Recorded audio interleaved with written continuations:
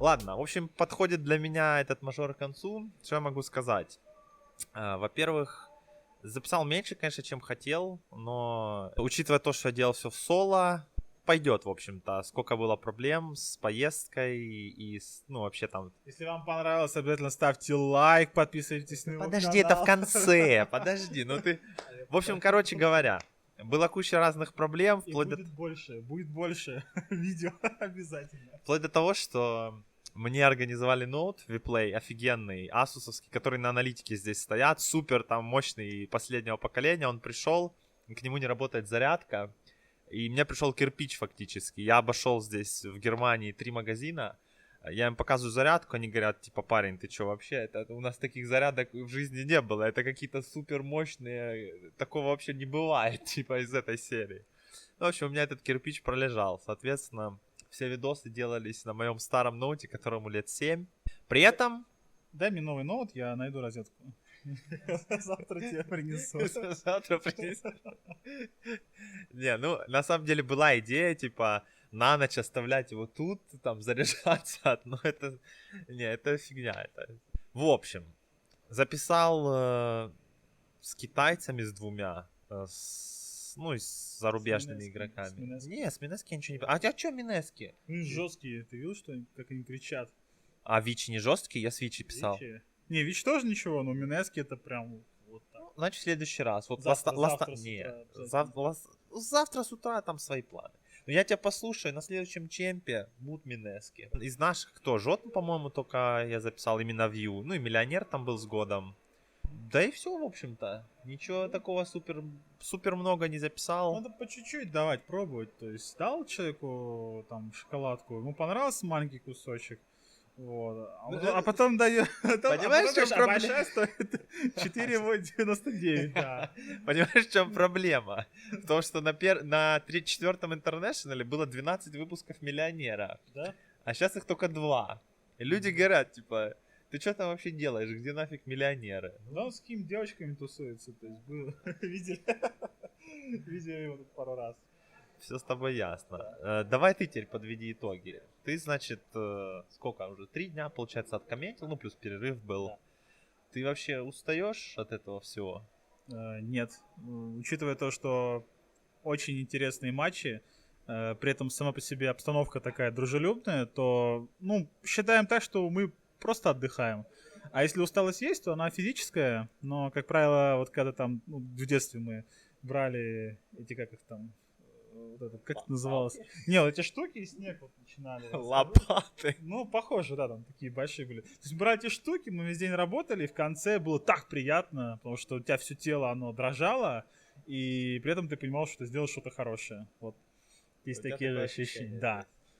Хорошо, а после инта, ну, нет такого, что как-то вот, ну, все-таки это не то, да и призы не те, и все, но как-то не так. 3 ляма. Не, ну меньше, у нас в 4 раза меньше, в 5 раз меньше. Но... Нет ощущения, ну и в целом по атмосфере, что как-то, ну, все-таки не дотягивает.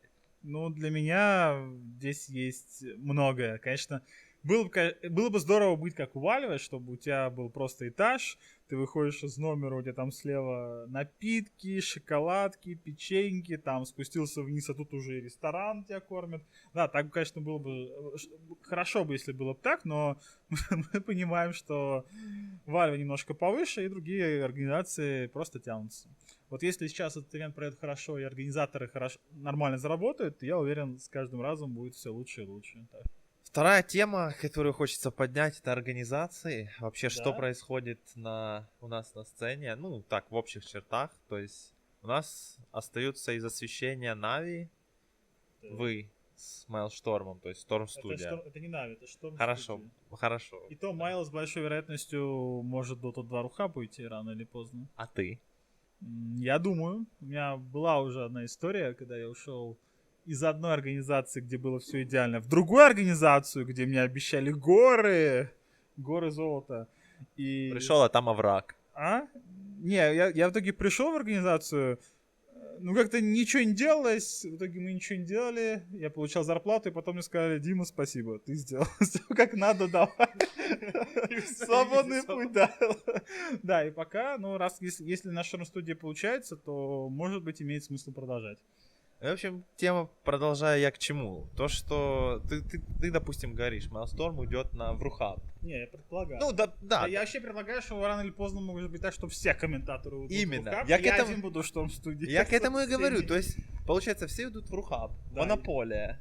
Это не страшно? И тебе должно быть страшно. Мне? Я не комментатор. А ты не сможешь брать интервьюшки у комментаторов. Почему ты так думаешь? Потому что... Ну, потому что ты знаешь почему. Ну почему? Вот Потому сейчас... что ты разгневал Я разгневал кого-то. людей, кто... Так. Ты некоторых людей разгневал, и они что? могут сказать запрет, что вот этому человеку мы не дадим. Могут, интервью. конечно, но... А я тебе всегда дам. В любое время. Не, ну, во-первых, сейчас уже Рухаб, допустим, есть, там, Да. с Жотмом я говорил. Но они еще например. контакты не подписали, поэтому они еще не свободны. Ну ладно, не суть в этом. Да, Допустим... поэтому пользуйся временем и бери интервью у каждого. пока Не-не, можешь. смотри, допустим, еще вопрос. Менеджер или кто-то будет запрещать. Такие ситуации уже были, то есть из-за чего все поднялось, что когда я был главным на Прудоте сколько-то Да. там лет назад... Так как я главным в ВП. Похожая история. Но я к тому, что такие ситуации ведь происходили много раз. Там и Вилат тоже много гневал там ВП, и ну Да. всякие эти терки Empire с ВП, ты помнишь? Да, я помню. Но как бы все это и Марчелло сколько ты, если помнишь, лет 5 назад, как он... Он там тоже, кстати, уже работает. Да, а теперь он работает уже в ВП. То есть Вот. я к тому, что, ну, в принципе, это все не так, может быть, опасно и драматично, как ты описываешь. Не, ну это может быть опасно. То есть ты просто так преподносишь, ну что все, ну короче, Не, ну просто все уйдут. я просто могу сказать вот хороший пример Twitch TV. Когда был Oven 3D, Twitch TV нереально боролись с Oven 3D. Были условия, каждый день были какие-то фишечки, что-то делались для потребителей. И в конечном счете было хорошее ревенью, был хороший сервис. Не дай бог что-то произошло, там моментально билась тревога и все исправляли. И было здорово. Ну, по крайней мере, ревеню было вообще потрясающее. Сейчас Oven 3D упал, остался один Twitch, никого из них нет. И Twitch TV просто может создать свою монополию. Да, она может сказать... Ну, мы вам можем не платить деньги за рекламу, вы просто можете заходить бесплатно стримить. Мы вам можем там платить 1 рубль там за 1000 просмотров. Ну, то есть, грубо говоря, сейчас такая ситуация, что реально вот монополисты, они могут, если они ими становятся, потребитель начинает проигрывать там в 2 раза, в 3 раза, в 5-10 раз и так далее. То есть в этом отношении всем зрителям и всем потребителям нашего контента нужно молиться, чтобы был Dota 2 Рухаб, Storm-Studio, Геймшоу, StarLadder, чтобы открылся еще миллион подразделений, которые... Молиться, может им что-то предпринять можно со своей стороны? Вы обязательно заходите на канал Storm-Studio, мой паблик, ставьте лайк. Да, мы набираем аудиторию, тогда... Виплей. Да, на Виплей заходите обязательно. Ну, то есть, в этом фишка, что как бы чем больше организаций, тем больше потребитель выигрывает. Потому что мы будем друг с другом соревноваться и бороться, чтобы был лучший продукт.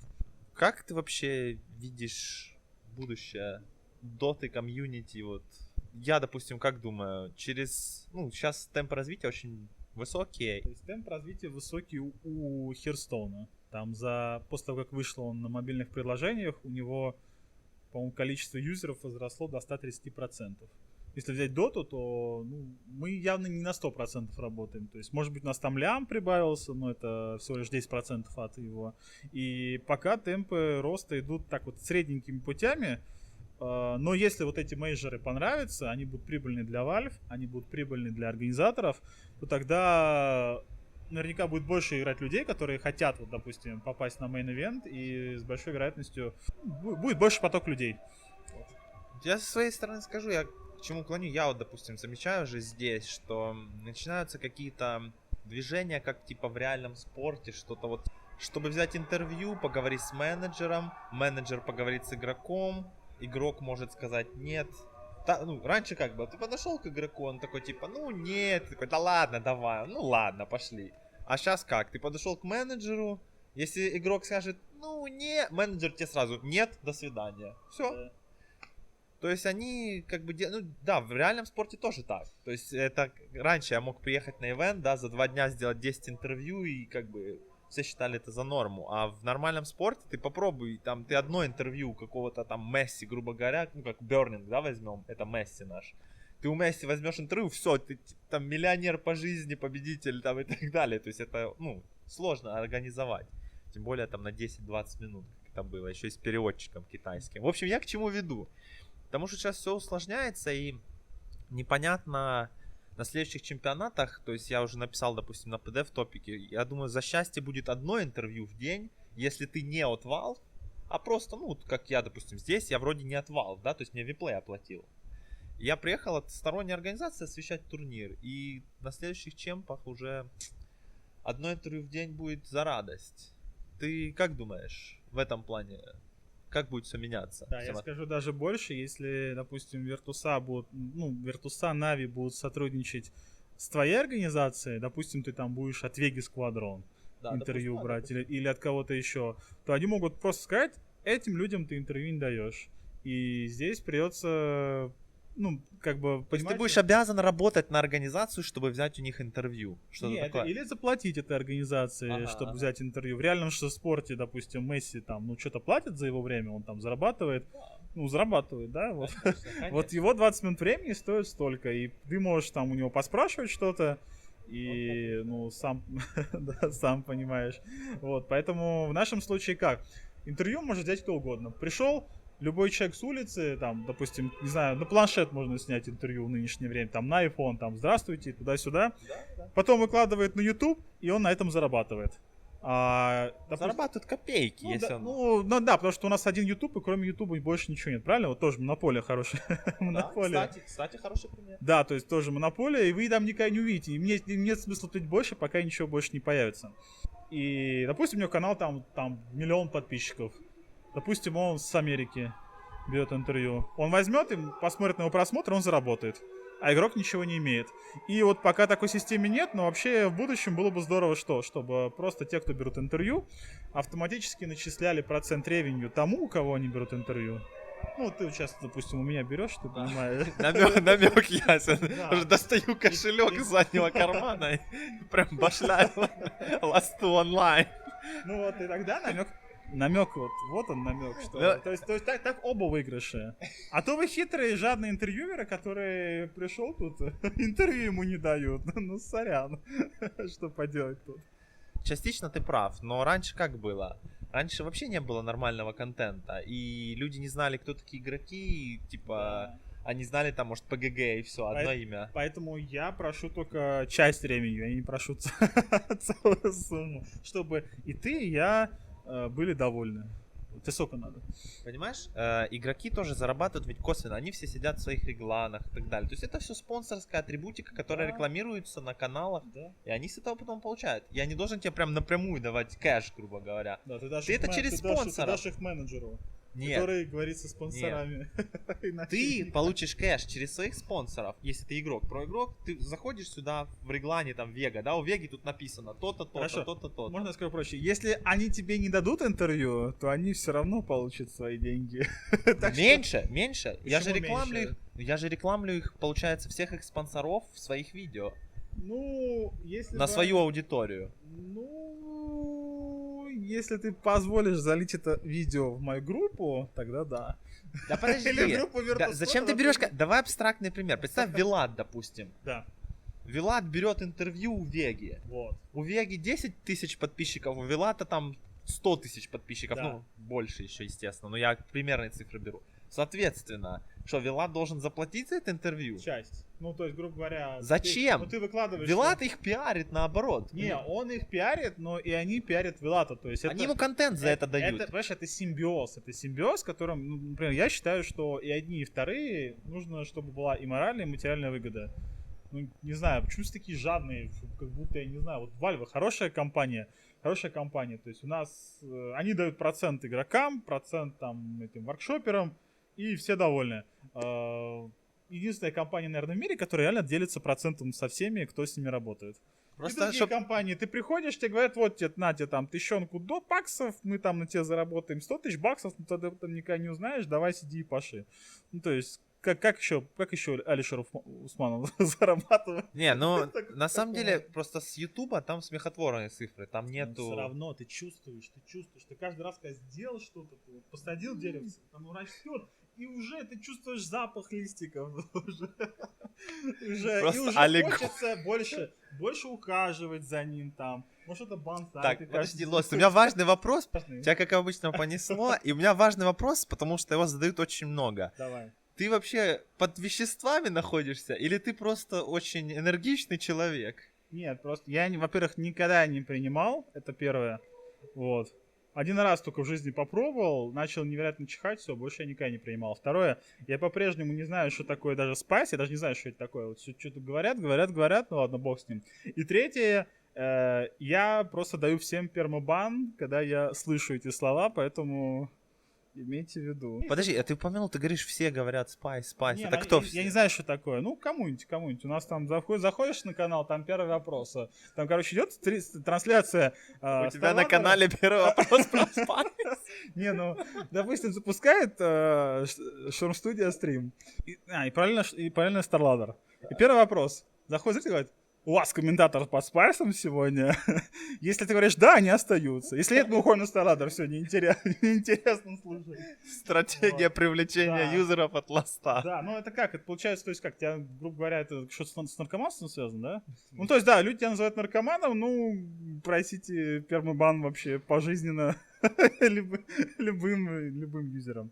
Если ты веселишься и тебе хорошо, то все считают, что это возможно только путем там каких-то, не знаю, каких-то средств, хотя это естественный, как бы, природный процесс. Тебе просто иногда становится приятно, и ты делишься радостью со всеми, все. Ты прям сейчас описал действие наркотических Нет, это внутри вещей. зависит. Нет, я объясняю, как это внутри действует. То есть, грубо говоря, вещества, я не знаю, что они делают, но они там как бы какие-то вещи происходят, да? А бывает такое в жизни, что ты, не знаю, съел там яблочко, и тебе уже хорошо, все, ты бегаешь и радуешься. Из состава комментаторов, кстати, ты думаешь, оптимальный сейчас состав? Вообще вот, включая тех, кто не приехал. Включая тех, кто не приехал, да нет. Я уверен, что есть еще комментаторы, которые... Ты знаешь конкретно кого-то, или ты просто как... Ну, например, на StarLadder хорошие ребята работают. Например, Lex Dota и Cold нормально комментируют. Ну, может быть, они не всем нравятся, у них там свой стиль, но зачастую довольно-таки приятно смотреть. Также вот там на геймшоу работают некоторые ребята. Там один мой знакомый тоже хорошо комментирует. То есть, в целом, я уверен, что комментаторов будет все больше и больше, и в один момент будет нереальная борьба за то, чтобы попасть там на мейджоры или куда-то еще. Ты, кстати, не думал на Hearthstone переключиться, комментировать? Нет, потому что его комментировать в 100 раз сложнее, чем Доту. Если в Доте бывает такое, что не происходит экшен, и ты можешь какие-то cool story, шуточки рассказать, то бывает, что это ничего заканчивается, и происходит экшен, ты можешь что-то по игре рассказать. А в Херстоуне у тебя 90% времени происходит либо то же самое, что происходило там, последние 100 партий, там какие-нибудь патрон-вареры, если ты помнишь, что это такие. Патрон уже умер, алло, Не, после он патча. но до того, как он умер, сколько вообще матчей с ним было? Ну, и ты хочешь сказать, это сложнее? Если одно и то же происходит 1000 раз, а этот патрон вар 1000 раз подряд, это сложно комментировать, ты хочешь Да, сказать? потому что если ты будешь 1000 раз говорить, ну вот смотрите, вот вар он поставил вот этого патрона, он взял это, потом он может сделать так, зритель на третью трансляцию, он уже сбежит от тебя, ему неинтересно это слушать, ему хочется что-то нового. То есть из-за монотонности сложно, ты хочешь Из-за сказать? монотонности игры, да, поэтому сами Hearthstone сейчас стараются сделать таким, чтобы там было миллион рандома. То есть, грубо говоря, сделали карту, которая работает только если у тебя все карты разные и нету повторяющихся в колоде. Сделали карты, которую ты ее берешь. Не, Лос, но я знаю про казино магов и прочее, я понимаю. Вот это круто. Это круто, чтобы рандом был в киберспорте? Нет, круто, чтобы у тебя была вариативность, чтобы люди не играли одними и теми же деками уже там, не знаю, сраных 2 года. Ну, грубо говоря, меняется только там пару карт. Подожди, вернемся тогда к доте. Такой вопрос. Если, допустим, во второй карте будут баниться все герои, которые были пикнуты в первой карте, ты бы за? Вот, я за такой мод, потому что нужна вариативность, потому что зритель, он любит смотреть все время новое. Если он видит одно и то же, то он может, как вот мы с Араном, там, заснуть на CDC, CDC LGD и хорошенько вздремнуть, ну, потому что там, то, что там происходило, уже где-то было. Где-то мы это видели, похожую игру. Ты, кстати, про аналитиков что думаешь? У них отлично получается вот именно с аналитикой в том плане, что, ну, бывает такое, что они там веселятся, но с другой стороны, там есть какая-нибудь игра, да, и, грубо говоря, там, ну, особо ничего не произошло, просто там люди выиграли линию, собрали меку, пошли, выиграли замес, и все, и дальше просто только пятером ходили и все убивали. И они, вот наши аналитики, умеют разбавлять там шуточки, какие-нибудь истории, рафляночки, так что я уверен, ну, как бы мне наша аналитика нравится. Сам бы пошел? А? К ним пошел бы? Нет, я бы к ним пошел, но учитывая, что аналитика пока только на мейджорах актуальна и на... Нет, на Старладере, ну, там неизвестно, сейчас будет или не будет. То есть пока аналитика на мейджорах, на... Ну, короче, пока аналитики мало. Ну, место, где работать. Да, и вся эта аналитика, она пока монополия от Virtus.pro. Поэтому, ну, не всегда хотел бы я работать на тех, кто монополист, потому что, ты сам понимаешь, да, если человек монополист, он... Там, я не знаю, он может как в мультике про Соус Парк.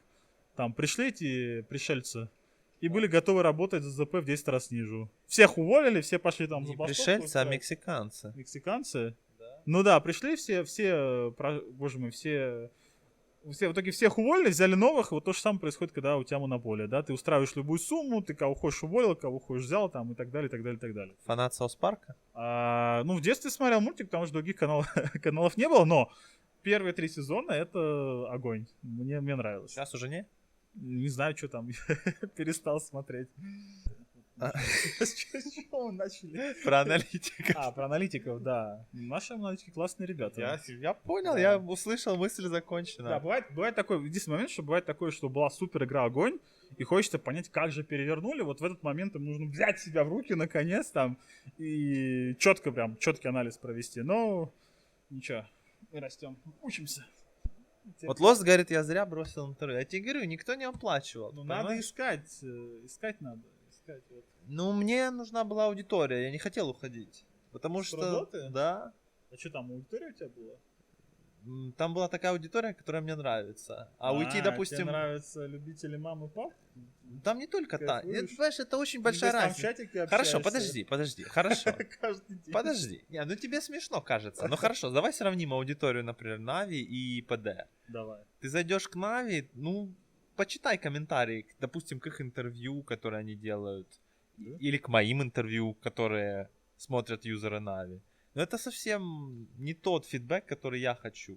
Фидбэк бывает разный. На продукте, грубо говоря, если аудитория считает, что тебе нужно быть там спокойнее, она будет орать, какой-то там наркоман под спайсом. Да. То есть они увеличивают, преувеличивают. Да, а конструктивная аудитория, которая дает конструктивное предложение, говорит, будь спокойнее, там, усиль себя, там, да, сделай лучше голос, умей держать интонацию вверх-вниз. Вот это невероятная разница. То есть, грубо говоря, у меня есть круг людей, которые мне подобные вещи советуют. Я им говорю большое спасибо, я тогда там, иногда подарочки им делаю, там, благодарю. Ну, пивка с ними выпьешь. Соку угощу, да, у меня вот так. Соком угощу? Ну да, там чайком, например, пуэрчик заварю.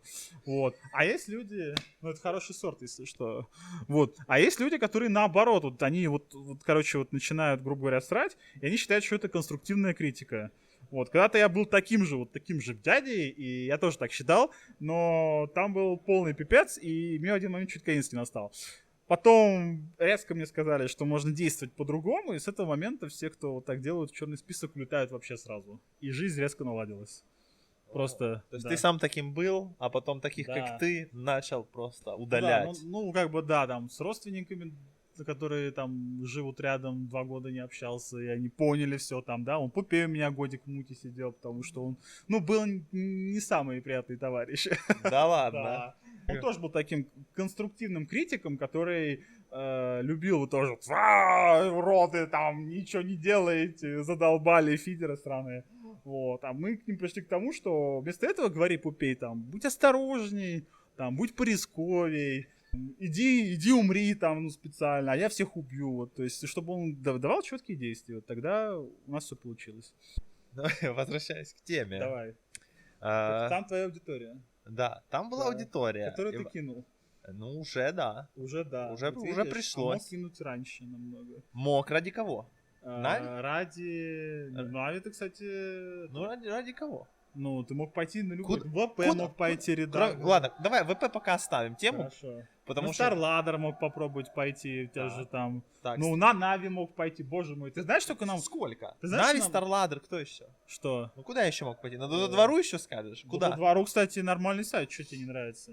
Не, я понимаю, что, Хорошо. может быть, там нету так супер крутых вот этих вьюшек, но по статам до двору он Хорошо. офигенен. По статам аудитория мне не подходит до двору. Хорошо. Почему? Ну, Что тебе не подходит аудитория, что тебе Ну, не нравится? ну, потому что. Зайди, почитай комментарии. Почему? Ну, вот потому. Ты что, овощ? Знаешь, вот тут был такой парень, вот там есть Редея. Да подожди, Вот сейчас- подожди, ладно, подожди. Я просто объясню аудиторию. То есть такой парень Редея, Я знаю, Редай он называет. Редай, да? Он зарабатывает, ну, сколько он зарабатывает, это вообще отдельная тема, учитывая, что он и на Blizzard, и на Valve Ну, вообще. по на кайфу всех. просто. Да, господи. и к тому, что вот он когда начинал вести наше Dota 2 вот это шоу, Ну да. да, вся наша аудитория сказала, что за овощ, уберите его, пожалуйста. Что он вообще тут делает, зачем он тут нужен. Вот такая аудитория была не очень настроена к нему. Но спустя 2 года... Настроение речь. Не, к тому, что, ну, спустя 2 года все его приняли, потому что он действительно хорош. Он очень хорош. Не, речь не о том, что настроены против меня. Я просто, ну... Хорошо, почему там ни один проигрок не сидит? Вот скажи мне. Так, При том, подожди. что типы типа Семы, они вышли, собственно, с продоты. Почему? Ну, почему А почему? так?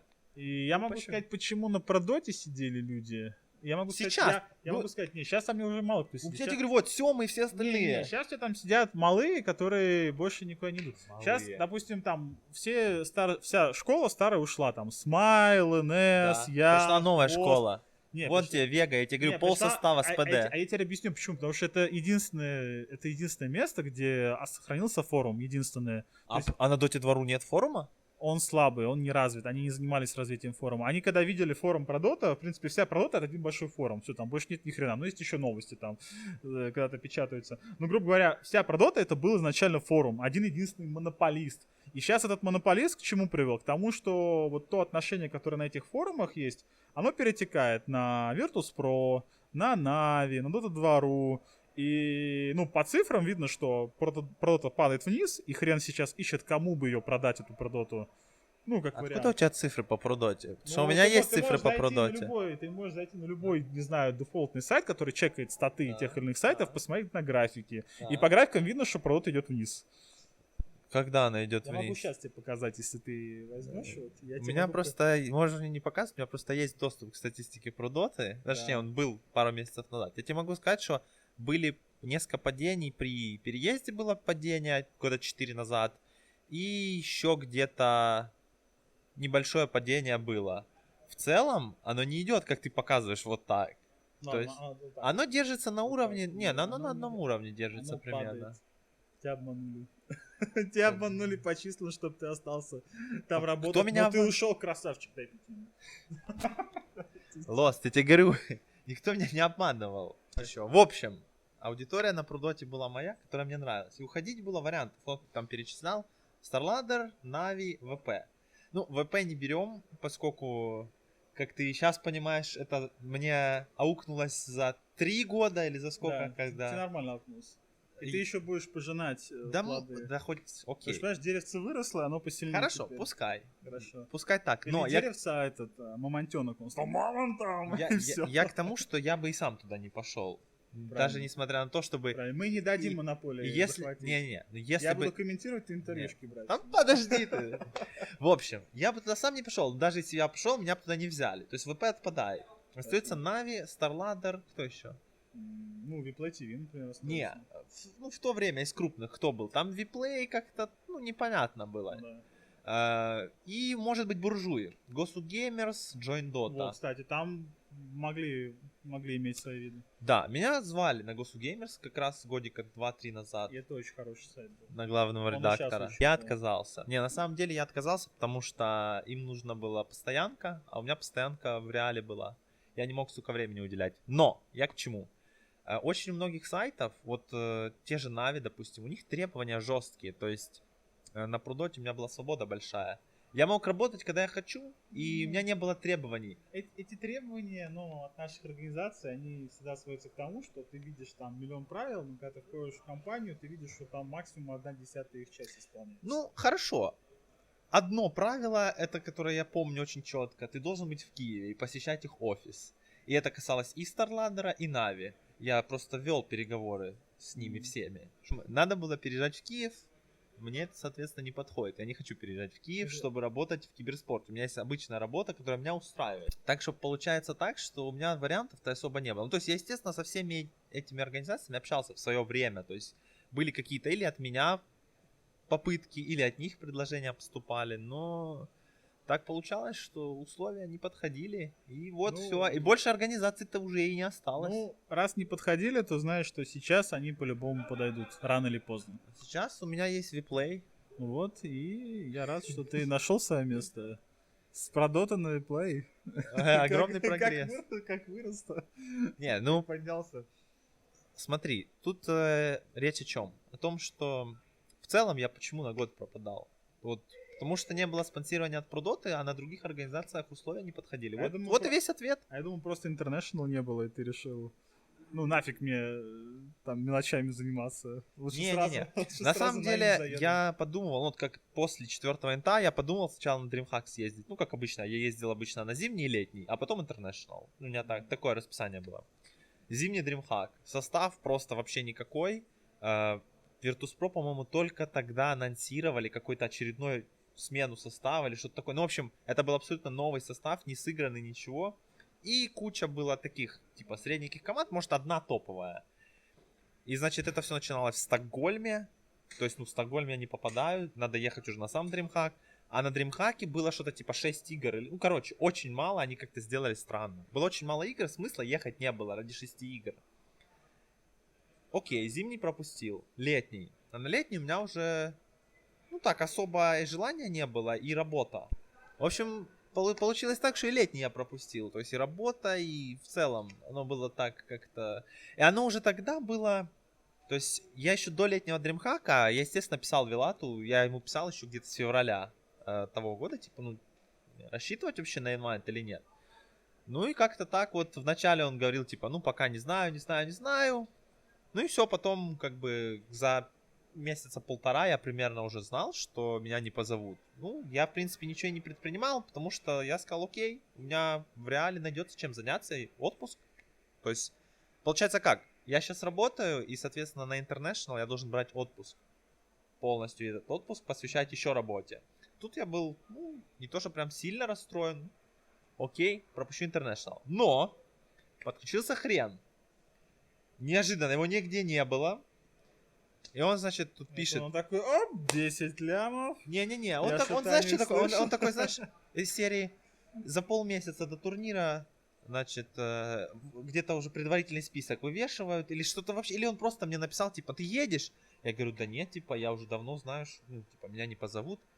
Он такой, типа, а как, чё, давай, типа, решай, чтоб тебя позвали, там, знаешь. Я говорю, да уже поздно, типа, не надо даже пытаться. Я говорю, я знаю, что места уже заняты, как бы, и добиться невозможно. Я просто знаю политику Valve. Если, ну, как бы, список утвержден, очень тяжело что-то в нем поменять.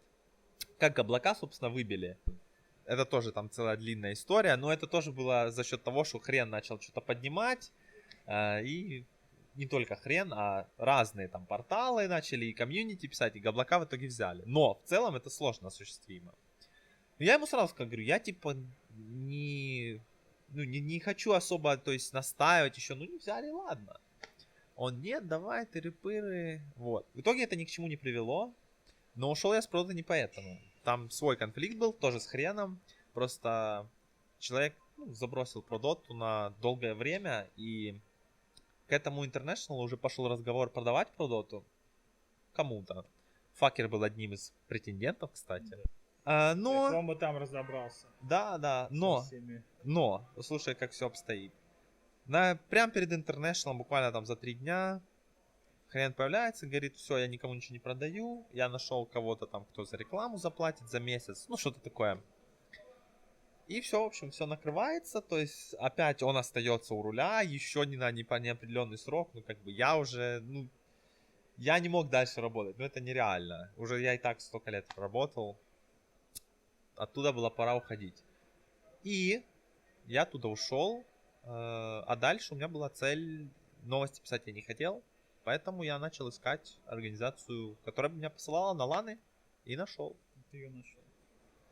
Вот, Здорово. вот Ты такая, щас, вот, если- вот такая cool Ты story. сейчас, если покатаешься, наберешь интервью, у тебя будет там большое количество просмотров, то по итогу у тебя будет с чем идти к Valve и сказать, что вот смотрите, я работал, я развивал доту, у меня вот такая-то аудитория, они будут еще посмотреть на интернешнале, там мои вьюшки самые классные, и они будут собирать там по 300 тысяч просмотров, по 400, и тогда Valve тебя позовут первым на интернешнл. Но если ты ничего не будешь делать целый год, то они...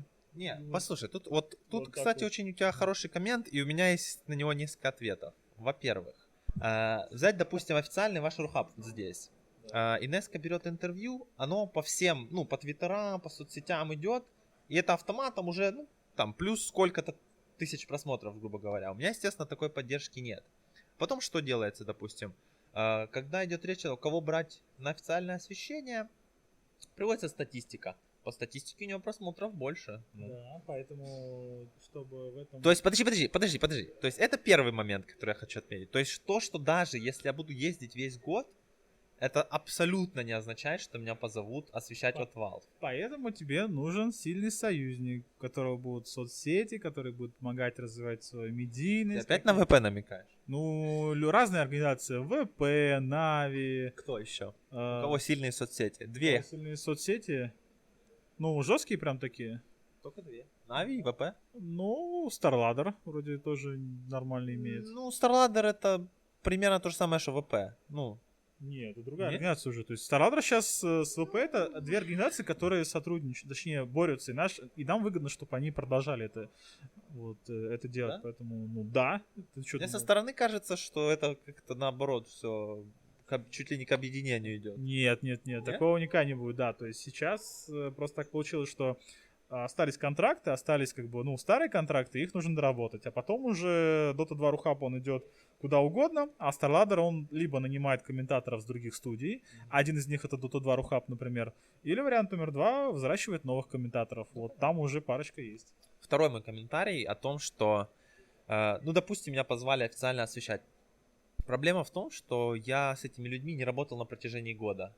То есть вот сейчас приехала ваша компания, вы как бы официально, да, я неофициально. То есть даже, грубо говоря, монтажник, да, вот Devil сидит, он делает видео для NS-ки. Ну и вот они как бы сработаются за, ну вот уже год, они больше вместе работают. Им потом проще. И потом прихожу я на интернешнале, и как бы, ну, новый человек, это сразу начинаются всякие... Ну, ты понимаешь, о чем я говорю. То есть Да. не так просто это все начать. По- Посему, даже если меня все равно позовут от официального, это не факт, что стоит на это соглашаться. Потому что будет, возможно, больше негатива, чем позитива от такого. Поэтому нужна своя команда, которая едет. То есть, грубо говоря, вот есть у нас просто в России пока все, ну, грубо говоря, у нас один хозяин, это дядя Вилат с экстримчиком, который почти все решает. Но это нормально, учитывая то, сколько они отработали. То есть они впахали столько, Да, что согласен. там многим людям и не снилось. Многие считают, какого фига, они заслужили свое. Люди, которые вот там думают, комментаторы работают там по 7, по 8 часов на инте, там, или там по 11 часов, боже мой, как можно столько комментировать. Вот, особенно вот европейцы, они вообще офигевают с этого. А у нас экстримчик, когда пришли 12-часовые эфиры, просто сидит экстримчик, рядом с ним 4 или там 8 компьютеров, то есть там 4 для хостинга, еще 4 для чего-то нужны, и тоже, по-моему, для хостинга. И вот на прошлом инте он работал, по-моему, за 12 компьютерами, или там за 8. То есть 8-12 компьютеров были на нем. Он сидел там, все время что-то делал. Как он?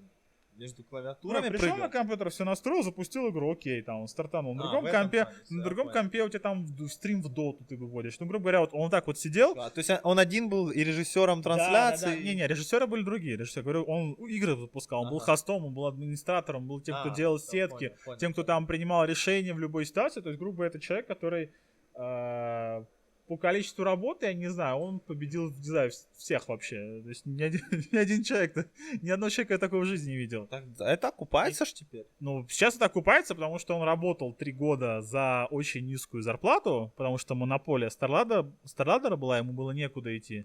А сейчас появились люди, которые заинтересованы в том, чтобы качественный работник получал хорошую зарплату и улучшал свое здоровье. Мы про это чуть говорили с Майлстормом, и я сказал, что типа вот я, несколько лет назад, там 3 года назад сделал ставку не на доту. То есть я не верил, что дота будет развиваться вот настолько. Да.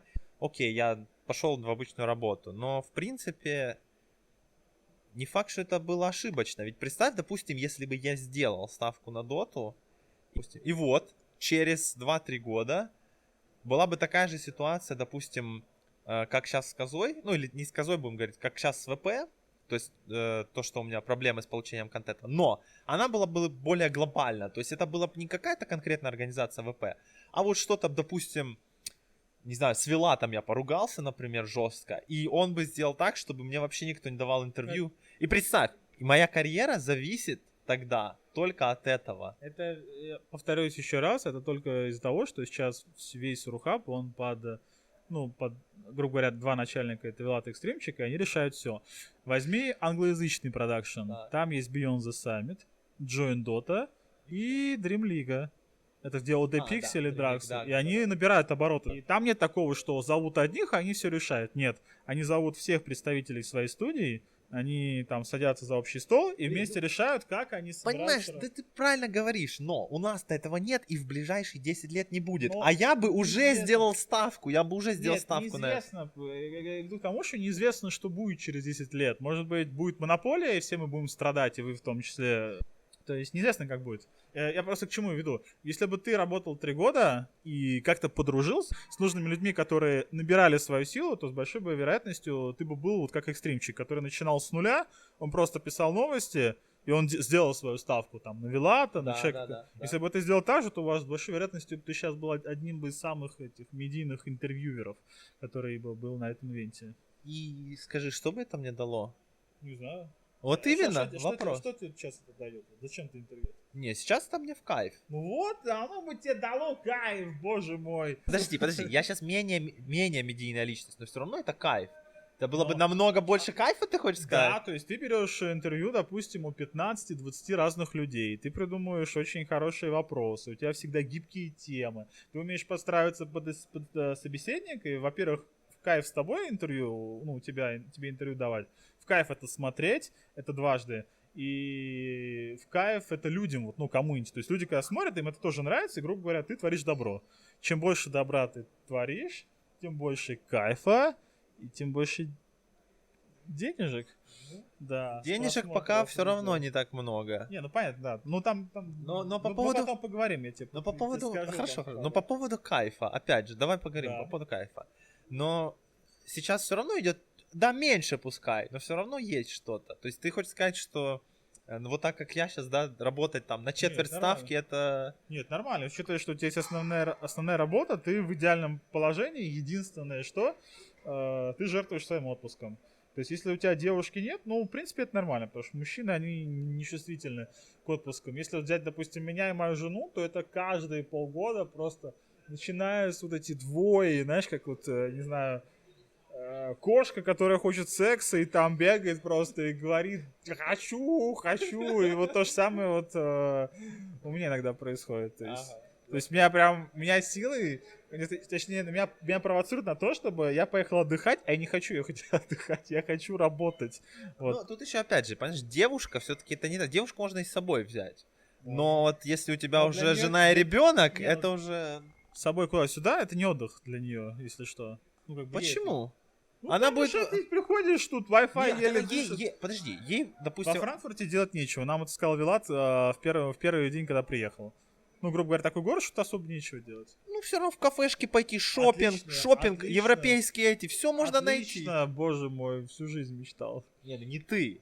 Она мечтала на европейском шопинге всю жизнь, ты не знаешь просто... Ладно, 2 часа, хорошо. А что нам 2 дня минимум. Какие 2 дня, боже мой, 2 часа? Хотя женщина... Да я не поверю, если твоя жена, увидя вот эти супермаркеты... Я ее тренировал. Я захожу в шопинг и говорю, 2 2 часа. Не, я серьезно говорю, да. И все, и Серьезно? 2 ухожу, часа? да. Да. И У что меня- будет, у если меня она еще не есть два- уложится? У меня еще- Если не уложится? Я уйду, а она пусть там дальше занимается. Жить И останется. больше не пойду, да. То есть, например, у меня простое правило в семье. Неважно, кто у меня в гостях. Мама, бабушка, сестра, жена там и так далее. Любой, кто говорит маты, кроме меня, у меня иногда бывает, но редко происходит. Я это выгоняю из дома. И все. Насколько? Ну, пока не успокоится человек. Там можно на 20 минут, можно на день. Это прием, который, кстати, улучшает, улучшает общее. То есть, Улучшает твою энергию? да, улучшает настроение, например. Вот. Это очень хороший прием. Пользуйтесь на здоровье. Кстати, вот уже подходим к концу. С этого дня любой, кто скажет гадость, выгоняйте его из своего дома. Да, из жизни сразу. Вы чё, Не-не-не, это- не надо из Не, жизни. я шучу, конечно. Но Нужно дать второй подходим к шанс. концу. После второго можно все. Подходим к концу. Значит, вопрос такой, я многим задавал. Тебе нравится твой образ жизни текущий? Да, я бы, что бы я сделал, может быть, коплю денежку сейчас, мы мечтаем, сейчас бы сделал ребенка, и с ним бы переехал, такая мечта такая легенькая, чтобы можно было работать из дома дальше, но при этом сделать, где-нибудь купить себе домик там в хорошем месте, обычный, да, вот этот деревья, все это вот, и там свой огородик растить и так далее. То есть, в общем-то, это пока вот такая одна из целей. Ну, домик в смысле, и там жить постоянно или это как летний домик? Не, постоянно, чтобы и зимой можно было. Где-нибудь там, не знаю, рядом с Москвой. Не, подожди. Если с ребенком, как ты собираешься рядом с Москвой? И как ты его в школу возить будешь за 100 километров? Не так, чтобы не 100 километров, чтобы был там, не знаю, мне всегда хотелось, чтобы рядом с Москвой были вот эти вот, не знаю, как села. То есть ты хочешь, чтобы твой ребенок учился в сельской школе? Ну, ладно, хорошо, можно, жена умеет водить, она будет... Ты все продумал. Ладно, я такси ему буду заказывать, неважно, Ого! Ладно, учителей надо будем заказывать. В общем, Это, ты... правда, пипец, сколько надо заработать. Это же ты не продумал еще это. Не, вообще, в идеале, чтобы был какой-то просто, появлялись новые такие райончики, микрорайончики, и ты в итоге туда заезжаешь и начинаешь жить. То есть я знаю, что вот там, допустим, там вот есть, такие уже поселки небольшие. И Техлапс там проходил. И там, это Химки, это не другое. Но есть поселки, где ты на машине, тебе ребенка вести всего лишь там 10 минут тебе его вести в школу. Ну, серьезно. Я когда учился, у меня была там девочка в классе, которая тоже, она жила в доме, и 15 минут ее везли. И нормальная девочка была, то есть сразу было видно разница, что ты вот как, по здоровью там, по общему вообще. А образ жизни улучшить как-то хотел бы? Образ жизни, да, я был бы очень рад, чтобы кокосов было побольше в Москве. Я был в Таиланде, никогда не забуду, очень хочу. Чтобы были морепродукты хорошие. Желательно, чтобы мы были, как, по-моему, Брэд Брэдбери его звали, или Грег Брэдбери. Короче, был пацан, который... Был какой-то парень, который погиб, когда он занимался серфингом в районе 70, там, 80. Нормальный парень. Он испытывал судьбу каждый день, она уже, все, иди нафиг со своим здоровьем. Вот. Так вот, но было бы здорово, если бы у нас было, морепродуктов хочется. Вот. То есть, получается, нужен домик, Ты вообще понимаешь, что ты перед этим сказал про... Ты вообще понимаешь, что называют кокосом? Кокос, вот такая штука. Да? Да, ты рубишь ее. Хорошо, я не буду расшифровывать. Не, кокос это, кокосовое молоко. Ладно, все. Кокосовое молоко. Хорошо, я понял. В общем, хочется, чтобы в Москве было больше продуктов, потому что с нынешней позиции у нас их как-то становится меньше, и можно было бы, каждый день питаться там, чем там питаются? Кокосовым молоком, рыбкой какой-нибудь очень вкусной, там крабами. Вот, То есть тебе на Гавайи куда-то хочется? Не, наверное, Италия где-то. Вот я смотрю, там Италия, там так выгодно располагается, там вот такой небольшой полуостров или такое местечко, окружено водой. Я тебе скажу, итальянская кухня это тесто в основном. Итальянская кухня это лучшая кухня в мире, которую я когда-либо пробовал. Тайская тоже ничего, но итальянская кухня, вот любое место, где вы приезжаете, если вы где-то знаете, что есть итальянский ресторан, обязательно сходите туда, потому что кормят очень вкусно. Порции нереально большие, довольно-таки большое меню всегда, и обслуживание просто на высшем уровне. Я не согласен. Итальянские рестораны, я просто не знаю, может быть, ты был не в итальянском ресторане. Я был в Италии. Не, ну, не, я говорю про итальянский ресторан, понимаешь, это разные вещи. Итальянский ресторан в Италии, как бы. Не, почему? Не, он может быть и не в Италии, но я к тому, что В я был... Греции был итальянский ресторан. Я понимаю, но я был... Это был лучший ресторан в моей жизни вообще, который я когда-либо видел. Хорошо, но я тебе говорю коренные итальянские рестораны. Я в Италии был, во многих городах. Может быть, они уже все надоело. Ну, в общем, как бы, не, кухня хорошая, но это не супер топовая, то есть можно найти лучше. Какая? Ну, мне французская больше нравится. Французская была во Франции, вообще забей.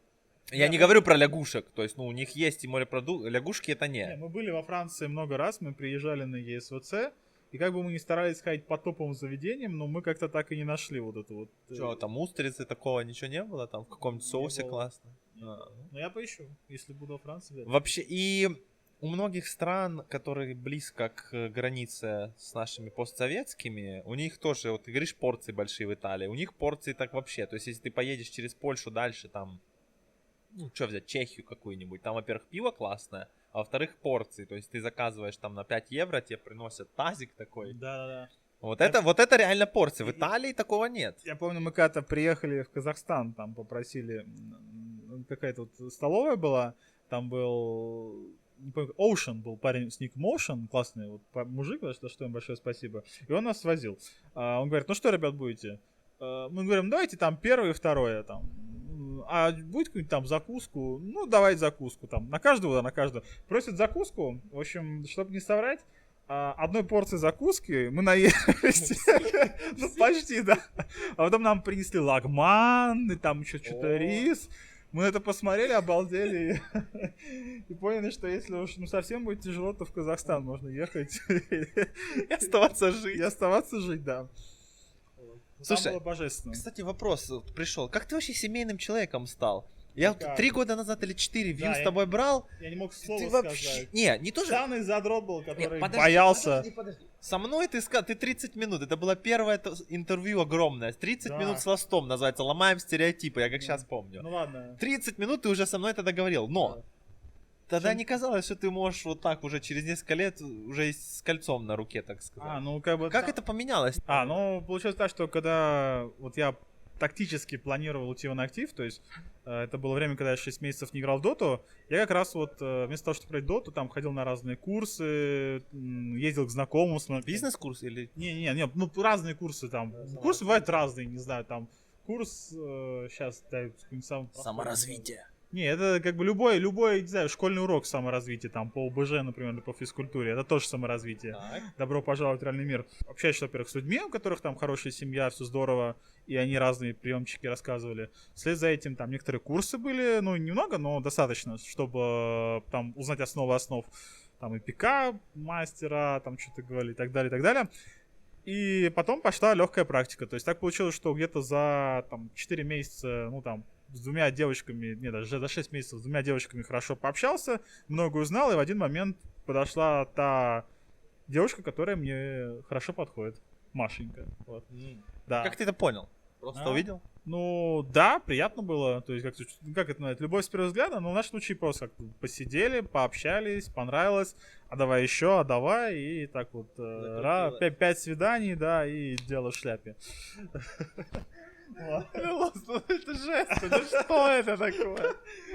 Ну, да, то есть, ну, грубо говоря, просто там как получилось, как говорил мой знакомый один хороший, ты просто вырастаешь, то есть ты, там есть циклы какие-то, там 7-20, там, короче, к 28 годам нужно уже детей рожать, чтобы ты знал, так что это займись. У меня еще есть время. У тебя еще есть время, да. К чему я это говорю? К тому, что, ну, один момент как-то я захотелось чего-то другого, вот я и пошел. А потом, когда пошел, нашел, у меня появилась куча свободного времени, и я обратно... И ты вернулся. Да, ну, как уже видишь, я занимаюсь полезными вещами. То есть я не просто задрот, который сидит и шпилит, а я учусь говорить. Пока еще так себе, но надо улучшать голос там. Учусь скороговорки там, допустим. Там. Шла Маша по шоссе и сосала сушку. Такси, там, допустим, бредут бобры в сырые бары. Бобры храбры, а для бобрят добры. Ну, там такие сложные, пока с легких начинаем. Ну да. Вот пока на дворе трава, на траве дрова получается. Ладно. У меня, в принципе, все. Я вроде все темы затронул, которые более-менее касались чемпионата. Я сказал сразу тебе, это не интервью, поэтому я больше ничего особо не хотел. Нормально получается. Ты, если хочешь что-то добавить, какую-то тему поднять, давай. Если Нет, нет, то все. Да нет, я думаю, на этом все. Все-таки мы уже обо всем, о многом поговорили. Да, чем короче интервью, тем лучше, потому что... Ну, тут будет минут на 60, я уже чувствую. Думаю, уже разными частями. Хотя до Саши Хизрова идти тяжело, он на 3 часа интервью взял. У тебя? Слушай, я смотрел, да, в 3 частях Я выложил. вспомнил, что можно-то тоже... Да нет, это просто ты такой человек. Это как этот ФНГ. Он как начнет, или Вилат. Он как Он начнет.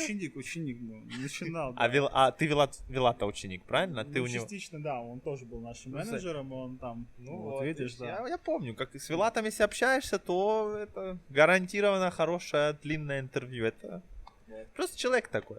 В общем, спасибо, было приятно с тобой пообщаться. Да, в общем, чем больше будет хороших отзывов, поддержки, конструктивной критики, тем будет лучше, потому что этот человек, если начнет снова идти вперед, то и у него будет большая аудитория, то он будет делать еще, еще и еще. Ты сейчас про меня? Да, это я вам гарантирую. Он никуда не денется. Вот такое наставление от Ласта напоследок. Это практически одно из последних видео. Я думаю, я его вообще залью последним. Так что, да, всем пока. Увидимся мы, кстати, на DreamHack. Всего лишь через 3 недели уже. Всего хорошего. Пока.